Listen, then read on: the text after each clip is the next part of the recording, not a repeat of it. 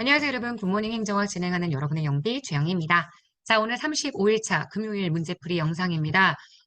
우리 어저께 했었던 내용은 어제 목요일 영상에서 진행을 했던 건 예산의 분류라면 그 분류에 조금 빠졌던 부분, 통합재정이라든지 또는 성인지 예산, 조세지출 예산에 대한 기본 내용들을 좀 소개를 해보고자 합니다. 이미 다 정리를 한 부분이니까 복습만 열심히 해주시면 돼요. 자, 가볼게요.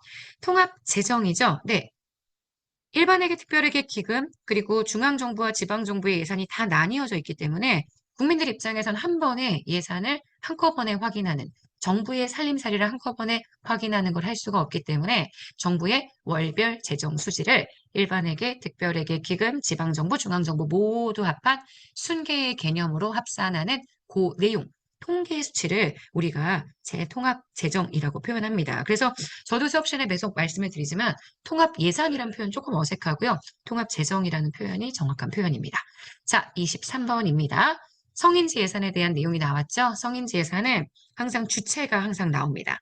기획재정부 장관이 여성가족부 장관과 협의를 해서 제시한 작성 기준 방식을 따라 중앙관서회장이 작성을 하게 된다. 기출에서 이렇게 뒤집어서 나왔었어요. 아시겠지만 기재부 장관이 중앙관서회장과 협의를 해서 작성한 기준을 통해 여가부 장관이 작성한다. 말도 안 되지. 그래서 여기는 중앙관서회장이 작성, 기준은 기재부와 여가부가 함께 만들어준다라고 기억해 주시면 되고요.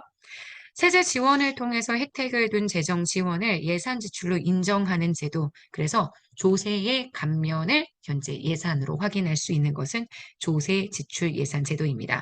당연히 조세 지출은 간접적인 지출이죠. 직접 지출하는 건 아니지만 보조금을 감면해 주기 때문에 간접적인 지출의 성격을 띠게 되고요. 보통 비과세, 조세 감면, 소득 공제, 세액 공제 등의 방법을 활용해서 사용하게 됩니다. 자, 25번입니다. 각 중앙관서의 장은 예산 요구서를 제출할 때 다음 연도의 예산 성과 계획서, 전년도 예산에 대한 성과 보고서를 기재부 장관에게 함께 제출해야 합니다. 두 가지예요. 예산에 대한 성과 계획서, 전년도에 대한 성과 보고서. 국가재정관리에서 성과 중심의 관리를 좀 강조하기 위한 내용으로 정리를 해주실 수 있습니다. 맞는 선지예요. 자, 국공채는 채권 발행하는 것 계속 말씀드리지만 사회 간접자본 관련 사업, 시설로 인해서 편익을 얻게 되는 경우 이에 대한 비용 부담을 후세대가 함께 부담할 수 있도록 해줍니다. 그래서 세대 간의 형평성을 제고할 수 있다는 장점이 있습니다. 자, 그러면 우리는 문제 풀어보도록 하겠습니다. 자, 16번입니다. 통합재정에 대한 설명으로 옳은 것 이렇게 얘기했어요. 자, 일반회계, 특별회계, 기금 포함하죠. 통합재정에 공공기관은 포함되지 않습니다. 공공기관은 통합재정에 들어가지 않죠. 정부 부문은요, 일단 우리가 얘기하는 금융 부분은 들어가지 않기 때문에 공공기관 들어가지 않고요. 하지만 지방자치단체는 포함이 됩니다. 되었고요. 국민의 입장에서 느끼는 정부 지출 규모입니다. 맞아요. 하지만 내부 거래를 제외한 순계의 개념으로 파악하고 있고요. 현재 2005년부터 지방정부 재정을 포함해서 정부 재정 규모의 통계로 사용하고 있습니다. 세입과 세출을 순계의 개념으로 파악한다. 이렇게 봐주셔야 되죠. 정답은 그래서 1번 됩니다. 자, 16번입니다. 우리나라 정부 재정에 대한 설명으로 옳지 않은 것. 일반 회계의 세입은 원칙적으로 조세 수입이 재원, 세출은 국가 사업을 위한 기본 경비 지출. 맞아요. 자, 실질적인 정부의 총 예산을 파악하는 데는 통합재정처럼 총계보다는 순계 기준을 사용하는 게 훨씬 유용할 수 있고요. 3번입니다.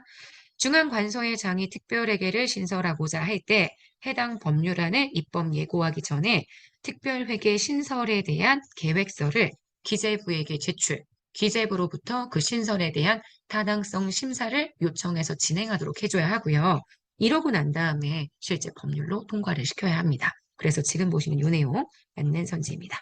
중앙정부의 통합재정 규모, 일반회계, 특별회계, 기금, 세입세출 행 항목 모두 포함하지만 우리 내부거래와 보존거래를 제외한 순계의 개념을 사용하게 된다. 라고 보실 수 있죠. X 맞는 선지입니다. 자, 그래서 문제의 정답이 되는 틀린 선지는 2번 되는 거 보실 수 있습니다. 자, 그래서 16번을 이렇게 마무리하고요. 17번 들어갈게요. 우리나라 예산제도에 대한 설명. 총합재정은 일반회계, 특별회계, 기금 모두 포괄했습니다. 조세지출 예산은 세금을 징수하기 위해 지출한 예산, 말도 안 되지. 조세 지출 예산이라면 조세의 감면을 예산으로 파악하는 거기 때문에 세금 징수와는 관련이 없다라는 거. 세금 징수를 위해서 지출한 예산의 내용이 아니라는 거 기억하셔야 돼요. 이번 X. 성인지 예산서는 예산이 남성과 여성에게 미칠 영향을 미리 분석한 보고서입니다. 맞죠? 정부가 예산안과 함께 국회에 제출해야 하는 첨부 서류가 되고요.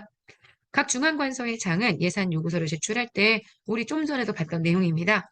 다음 연도의 예산 성과 계획서, 전년도의 성과 보고서 두 가지를 모두 기재부 장관에게 함께 제출해야 합니다.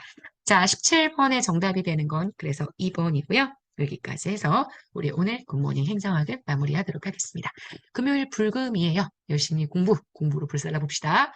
자, 우리 내일 또 만나도록 할게요. 여러분, 오늘 고생 많으셨습니다. 하루 잘 보내도록 해요. 오늘 하루도 여러분 거예요. 안녕.